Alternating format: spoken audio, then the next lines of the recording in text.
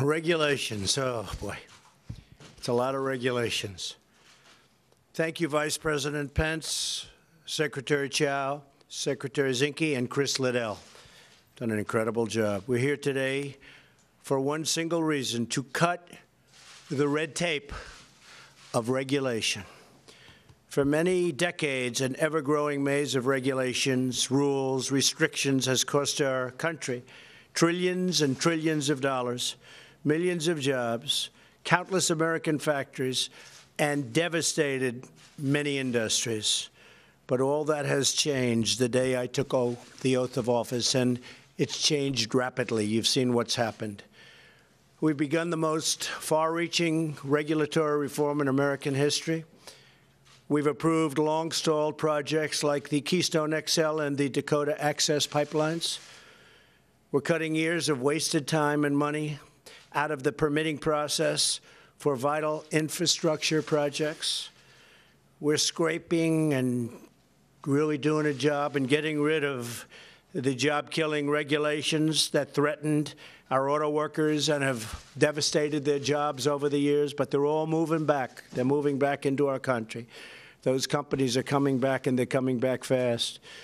We're lifting restrictions on American energy, and we've ended the war on coal. We have clean coal, beautiful clean coal, another source of energy.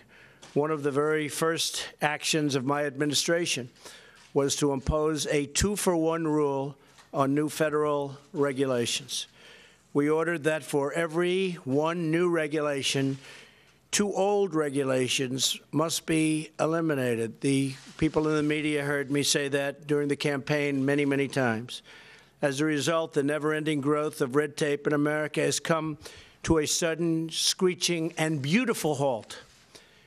Earlier this year, we set a target of adding 0 new regulatory costs onto the American economy. Today, I'm proud to announce that we beat our goal by a lot. Instead of adding costs, as so many others have done and other countries, frankly, are doing in many cases, and it's hurting them, for the first time in decades, we achieved regulatory savings. Hasn't happened in many decades. We blew our target out of the water. Within our first 11 months, we canceled or delayed over 1,500 planned regulatory actions, more than any previous president by far. And you see the results when you look at the stock market, when you look at the results of companies, and when you see companies coming back into our country. And instead of eliminating 2 old regulations, for every 1 new regulation, we have eliminated 22. 22. That's a big difference. We aimed for 2-for-1, and in 2017, we hit 22 for 1. And by the way, those regulations that are in place do the job better than all of the other regulations, and they allow us to build and create jobs and do what we have to do. We are now reducing the size, scope, and cost of federal regulations for the first time in decades, and we are already seeing the incredible results. Because of our regulatory and other reforms, the stock market is soaring to new record levels, 85, not including today. Hopefully we'll set another one today. 85 since Election Day, creating $5 trillion of new wealth. And the $5 trillion was as of about 3 weeks ago, so I assume we probably hit $6 trillion almost. Unemployment is at a 17-year low. Wages are rising. Economic growth has topped 3%. 2 quarters in a row now we've had that, and except for the hurricanes, we would have almost hit 4%, and you remember how bad we were doing when I first took over. There was a big difference, and we were going down. This country was going economically down. Small business optimism is at its highest point in 34 years, and we are just getting started. We have decades of excess regulation to remove to help launch the next phase of growth, prosperity, and freedom. I am challenging my cabinet to find and remove every single outdated, unlawful, and excessive regulation currently on the books. I want every cabinet secretary, agency head, and federal worker to push even harder to cut even more regulations in 2018, and that should just about do it. I don't know if we'll have any left to cut, but we'll always find them. We must liberate our economy from years of federal overreach and intrusion so that we can compete and win on the world stage. And when you look at the stock market and what's happening, such a high level, and that has a long way to go, much of that is because of what we've done with regulation. For example, the current process for permitting infrastructure is unacceptably long. This chart, I love this chart. I showed this chart 2 months ago. Chris Liddell. Hold that up, Chris. Chris is not tall enough for this chart, neither is anybody else. This is the process that you had to go through to get permits for a highway or a roadway. You had to go through this process, and it would take many years, many years, right, Chris? And you had to go through 9 different agencies, make 16 different decisions under 29 different laws. It would take from 10 to 20 years, in some cases longer than that. And by the time you finished, you probably gave up. And I think it's, I don't know, I saw this chart. I held this chart up 3 months ago, and I said, bring out that chart. That was a last-minute decision. But it really explains what a disaster it is. We want to take that process down to maybe 1 year. We have it down to 2. We maybe bring it down to 1 year. And by the way, if the highway or the road is not good, we're going to reject it. We're not going to approve everything. We're going to reject it. But for the most part, generally speaking, it's a good thing, not a bad thing. Cutting through this maze is critical to restoring our nation's competitiveness. That is why, under my administration, a highway that would have taken, and we're looking at the numbers, but we're trying to average them out, and people have no idea. They think the number is, in many cases, over 20 years, and we're bringing that way down. Beside this, you can see another really vivid illustration of the monumental task we face. In 1960, there were approximately 20,000 pages in the Code of Federal Regulations. Today, there are over 185,000 pages. So you take a look at that, and I assume that this is today.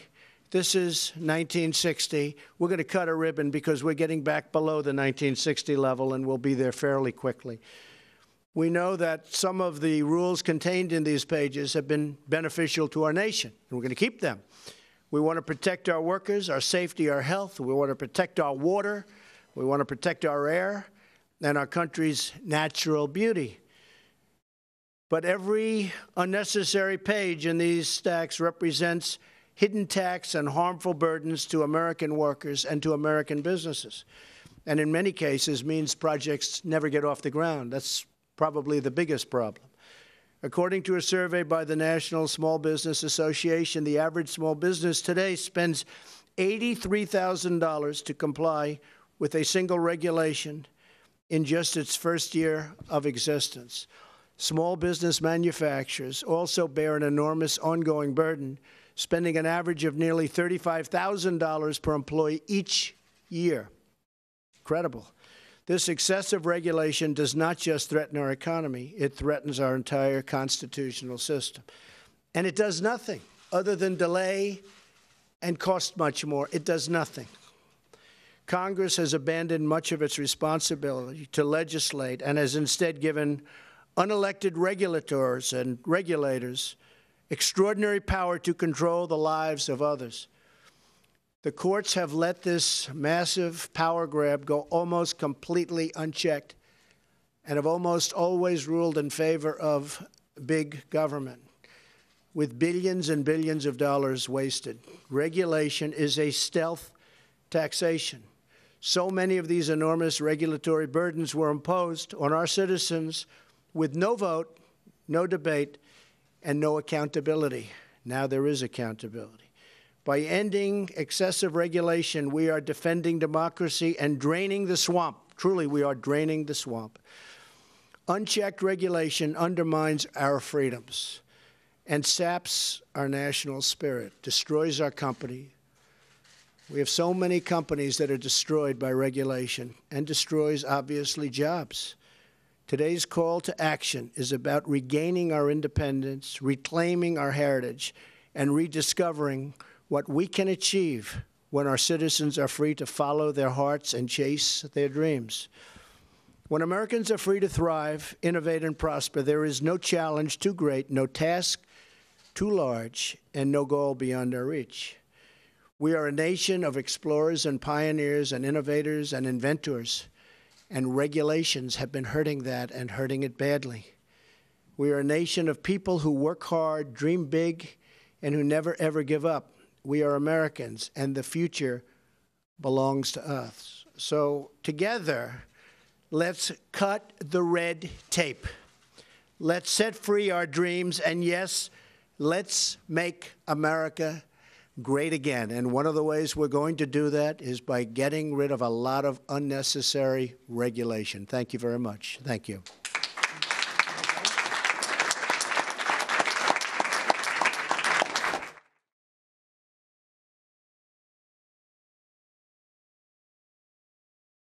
Okay, everybody, we lost audio there, but President Donald Trump saying that he is cutting the red tape and that they've deregulated as many regulations as they can in his presidency so far, but the more they find, the more they will work on.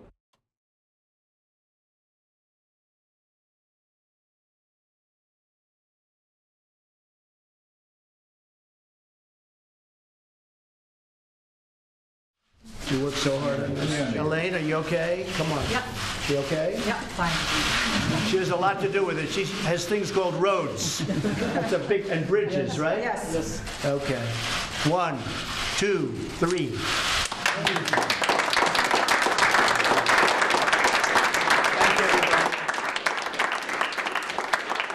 I think maybe this should go to Chris, right? We worked so hard.